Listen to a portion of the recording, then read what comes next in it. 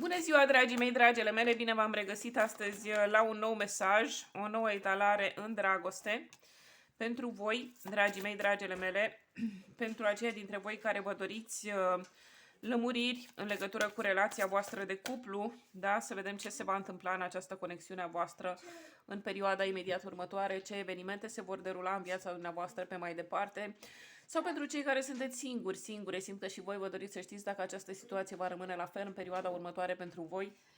Sau veți cunoaște și voi pe cineva cu totul și cu totul foarte interesant.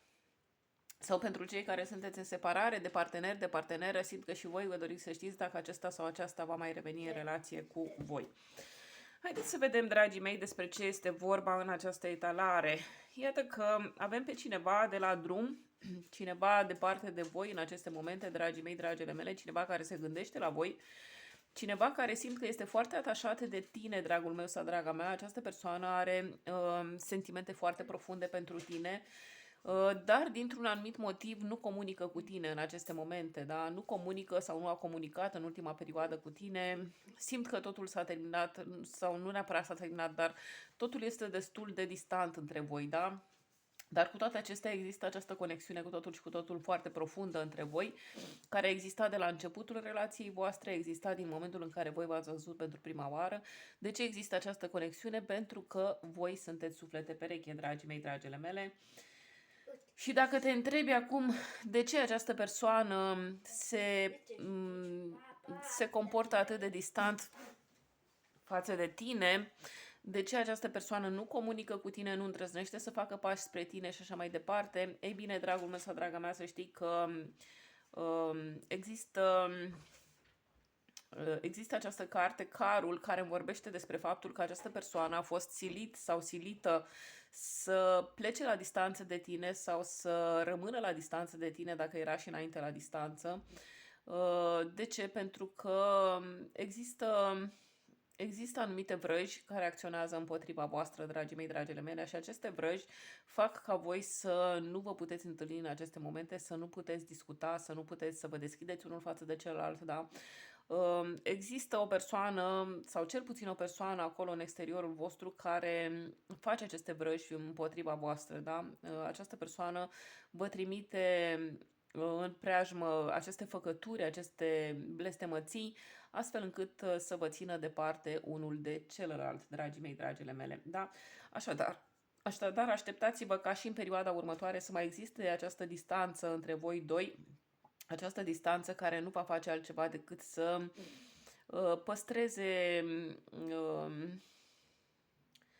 o marjă de separare între voi, da?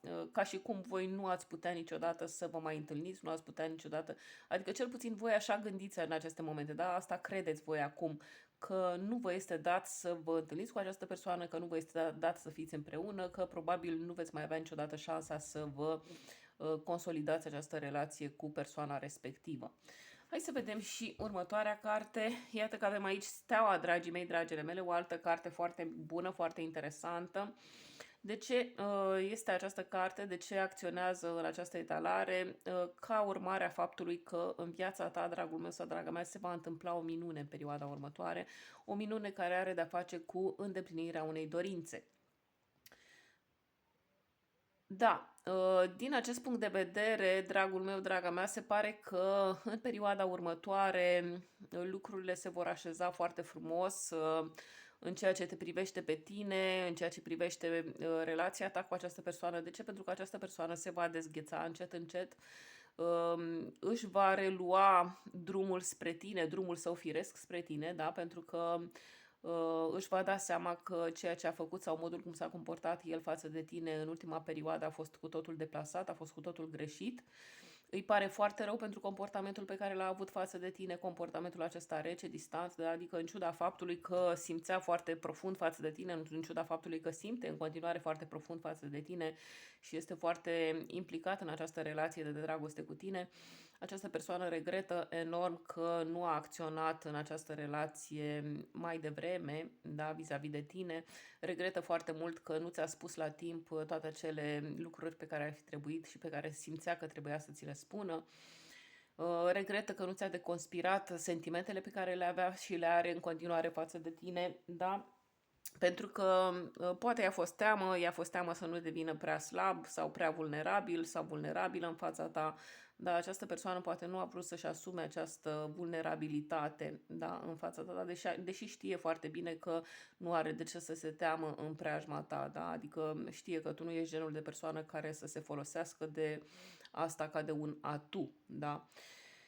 Uh, Așadar, perioada următoare, dragul meu sau draga mea, iată că se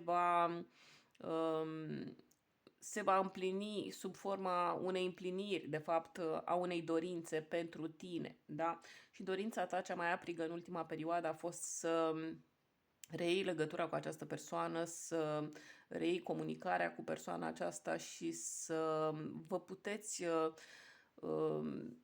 vă puteți reîntâlni, da, la jumătate de drum, cum s-ar spune, da, chiar dacă există această distanță între voi doi, chiar dacă, exact așa se va întâmpla în următoarea perioadă, da, spuneam, această persoană este cineva de la distanță de tine, dar simt că în perioada următoare va face tot posibilul să facă drumul spre tine, să nu mai stea pe gânduri, să ia taurul de coarne, da, cum s-ar spune, în această conexiune cu tine, dragul meu sau draga mea. Și această stea, dragii mei, dragele mele, mai vorbește și despre împlinirea unui destin, da? Pentru că foarte mult voi ați fost ținuți departe sau ținute departe de împlinirea acestui destin al vostru, dar iată că a sosit momentul să vă împliniți calea, da? Să vă arătați foarte aproape de această menire a voastră pe care voi o aveți de împlinit aici pe pământ și care, printre altele, presupune și să vă realizați această conexiune de dragoste, da, cu această persoană. Hai să vedem și următoarea carte. Wow, Doamne, dar ce cărți minunate, 9 de cupe. 9 de cupe vorbește despre abundența ta spirituală în primul rând, dar bineînțeles că această abundență spirituală este urmată de abundența ta fizică, abundența ta financiar în perioada următoare, da? Simt că vei fi copleșit sau copleșită, dragul meu sau draga mea, de toate recompensele pe care le poți primi din partea Universului ca urmare a eforturilor pe care le-ai depus în ultima vreme și simt că poate fi o surpriză extraordinar de frumoasă pe care tu o poți primi din partea Universului sub forma unei șanse minunate care îți poate veni. O șansă pe care ai așteptat-o foarte multă vreme să se manifeste în viața ta și iată că acum vine să se manifeste exact în momentul în care tu te aștepți mai puțin, poate la asta. Poate fi această șansă sub forma unei sume de bani pe care o poți primi, poate de la locul de muncă, poate din partea unei moșteniri, poate din partea unei persoane avute, poate din partea chiar a persoanei tale, dragul meu sau draga mea, poți primi o sumă de bani, da, în semn de prețuire și în semn de cadou recompensator, ca să zic așa, pentru răbdarea de care tu ai dat dovadă în ultima perioadă. Da, bineînțeles că prin acest cadou pe care ți-l va face în bani, persoana ta, dacă îți va face acest cadou, nu-și propune să-ți cumpere atenția în niciun caz, pentru că această persoană știe că atenția ta este deja orientată spre el sau spre ea, dar își propune să te recompenseze, își propune să te facă să te simți mai bine, da? Își propune să îți ușureze grijile, să-ți ușureze poverile, da? Da, și simt cu această carte nouă de cupe că nu doar aceia dintre voi care ați avut o situație mai dificilă financiar vorbind în ultima perioadă veți fi recompensați în perioada aceasta, dar simt că multora dintre voi vă va fi din ce în ce mai bine, da? Sub toate aspectele. Spiritual vorbind, psihic, fizic, emoțional, da? Vă veți simți foarte, foarte bine și acest lucru va transpare și în munca pe care o veți face, da? De acum înainte. Relațiile voastre vor înflori, contractele voastre vor fi la apogeu, da? Colaborările la fel vor fi foarte bune, astfel încât voi să obțineți foarte ușor lucrurile pentru care ați pledat, lucrurile pentru care ați pornit la drum de la bun început. Hai să vedem și următoarea carte. Wow, dragii mei, Nu mai există nicio îndoială, dragele mele, da? Această persoană este cu totul și cu totul foarte îndrăgostită de tine. Iată, îl vedem aici sub forma acestui paj de cupe, în ipostaza acestui paj de cupe. Acest bărbat, să-i spunem așa, da, este îndrăgostit până peste cap, nu-și mai vede capul de iubirea pe care o are pentru tine, da? Această persoană nu se mai poate concentra, draga mea, la nimic, da? La nimic din ceea ce are de făcut până când nu va face ceea ce are în suflet, ceea ce are în inimă. Da, această persoană, ți-am spus, simte că trebuie să vorbească cu tine, simte că trebuie să-și descătușească, să-și deschidă sufletul în fața ta, simte că nu mai poate sta departe de tine și vrea să facă acești pași spre tine în perioada care urmează. Așadar, draga mea, să știi că perioada următoare va fi foarte, foarte concludentă din acest punct de vedere, foarte grăitoare din acest punct de vedere în viața ta, în sensul că se vor întâmpla toate cele lucruri care nu s-au întâmplat în ultima perioadă și pe care tu ai așteptat foarte mult le-ai așteptat foarte mult să se manifeste în viața ta. Da? Această apropiere dintre voi doi va fi posibilă, dragii mei, dragele mele. Da? Simt că foarte mult voi ați visat cu ochii deschiși la această întâlnire sau reîntâlnire dintre voi doi și iată, acum în sfârșit veți putea să apreciați lucrurile care vi se întâmplă, da? Veți putea să vă bucurați de ceea ce vi se întâmplă în sfârșit, pentru că, într-adevăr, aveți parte de împlinirea dorințelor, dragii mei, dragile mele. Împlinirea dorințelor pentru voi.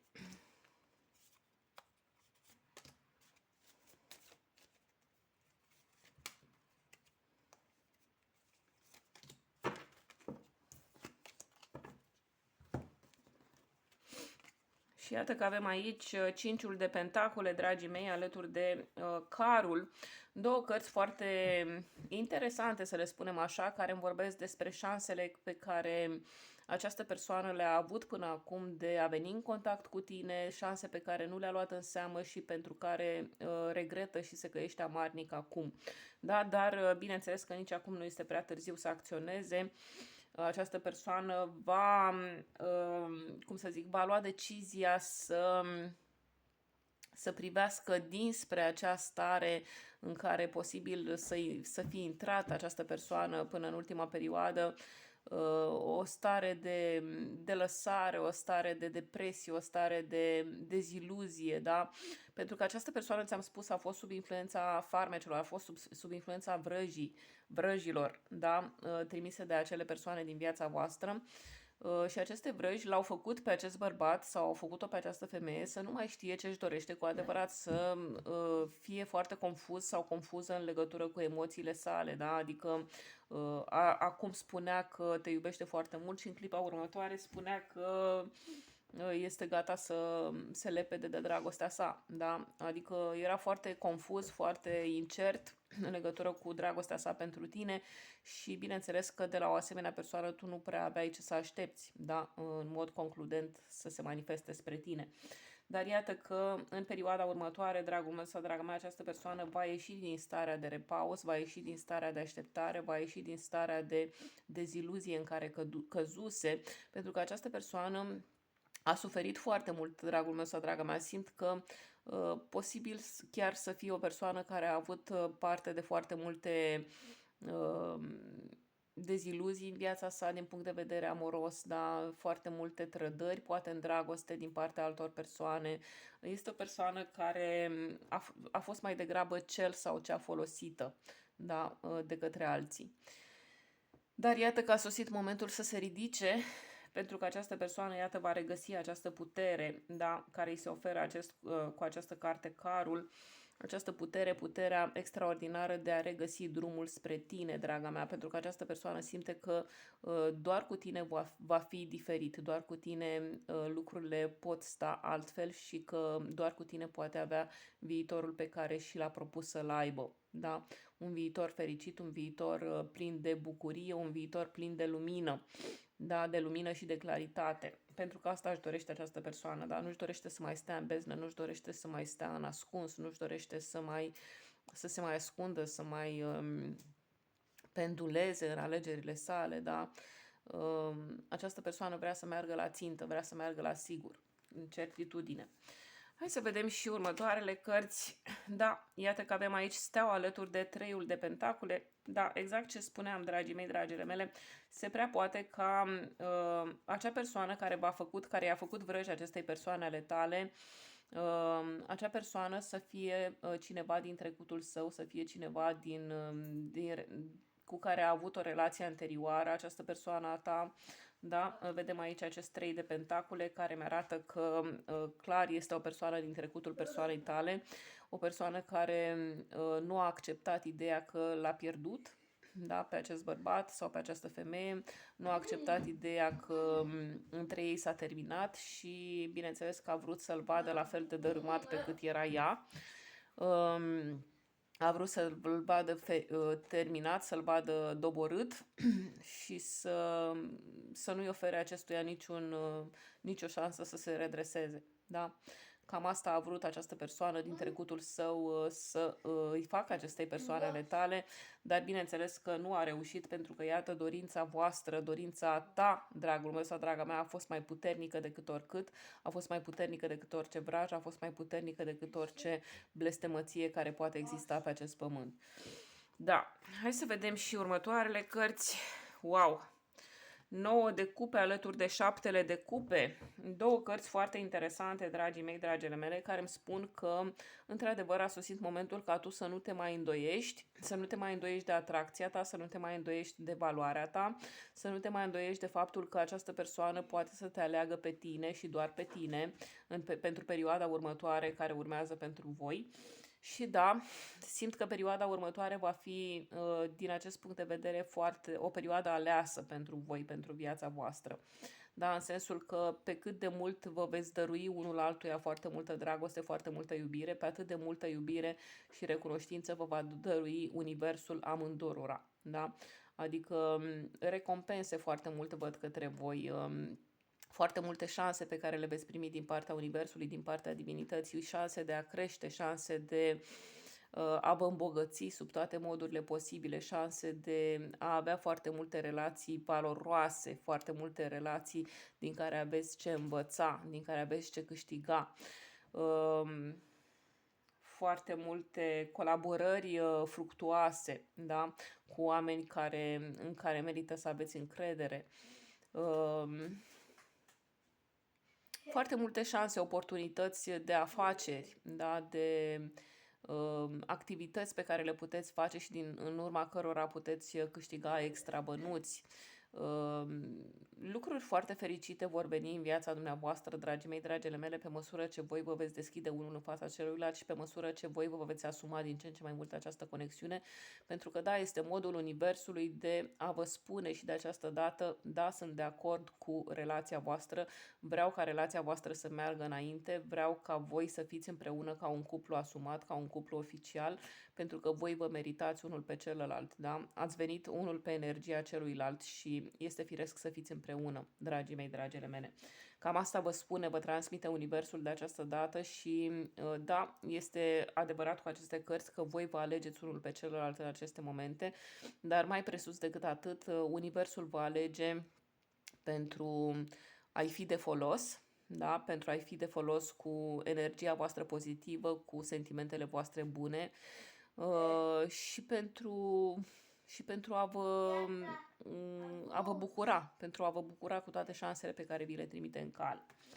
Hai să vedem și următoarea carte. Iată că avem aici pajul de cupe alături de acest 6 de bâte. Două cărți extraordinare, dragii mei, dragele mele, care îmi vorbesc despre șanse, despre succesul vostru în perioada următoare, despre faptul că prin venirea acestei persoane în viața ta, dragul meu sau draga mea, tu vei vedea o nouă șansă spre succesul tău personal, da? În sensul că această persoană ți se va da ca pe un drum al tău spre desăvârșire, ca pe un drum al tău spre nemurire, era să zic. Da, poate fi și spre nemurire. De ce nu? Bineînțeles că metaforic vorbind, da? oricum este calea ta spre succes, da? Calea ta spre succes, alături de care, în calea ta spre succes vei avea această persoană alături de tine, care te va susține, te va sprijini și nu vei mai simți niciodată că ești singur sau singură, dragul meu sau draga mea.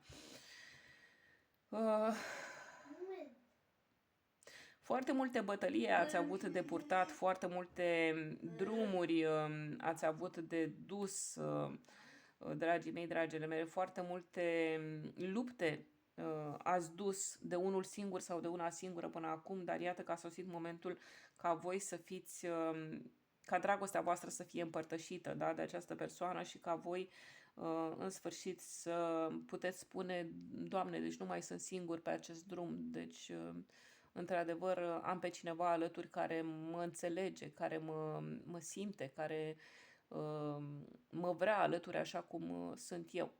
Da, cam asta vei simți, dragul meu sau draga mea, în perioada următoare. Hai să vedem și următoarele cărți.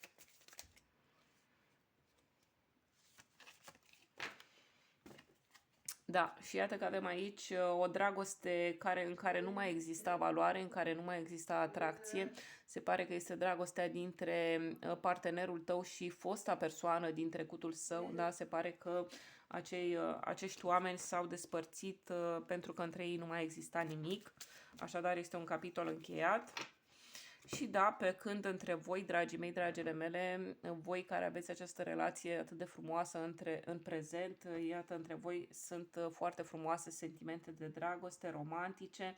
Sentimentele voastre sunt adevărate și merită să fie explorate, dragii mei, dragile mele. Nu vă mai dați înapoi de la a trăi această poveste frumoasă de dragoste. Pentru că este ceva extraordinar, ceva extrem de frumos. Și următoarele cărți, iată că vor ieși la iveală în perioada următoare câteva secrete în ceea ce vă privește, sau poate că unii dintre voi sau unele dintre voi veți avea admirația unui admirator secret, admirația, da, unei persoane care vă iubește în secret, cineva care va face pași spre voi în secret, în liniște. Foarte multe lucruri care vor fi revelate din acest punct de vedere înspre voi în perioada care urmează. Așadar, acei dintre voi care nu aveți un partener sau o parteneră în momentul de față, să știți că veți avea în viitorul apropiat, pentru că există o persoană care vă iubește în secret, dragii mei, dragile mele. Și haideți să mai luăm un mesaj. Vreau să iau un mesaj din partea acestui pachet, un mesaj din partea persoanei tale. Da, iată un mesaj din partea unei persoane care te vrea înapoi. Vom fi împreună din nou, da? Iată la ce se gândește această persoană și bineînțeles că este persoana la care m-am referit de la începutul acestei etalări, da? Acea persoană care, spuneam, a fost departe de tine atâta timp, dar acum încet, încet regăsește drumul spre tine. Acestea fiind spuse, dragii mei, dragile mele, aceasta a fost etalarea mea de azi. Eu vă mulțumesc pentru vizionare. Vă invit și la alte etalări pe viitor. Toate bune!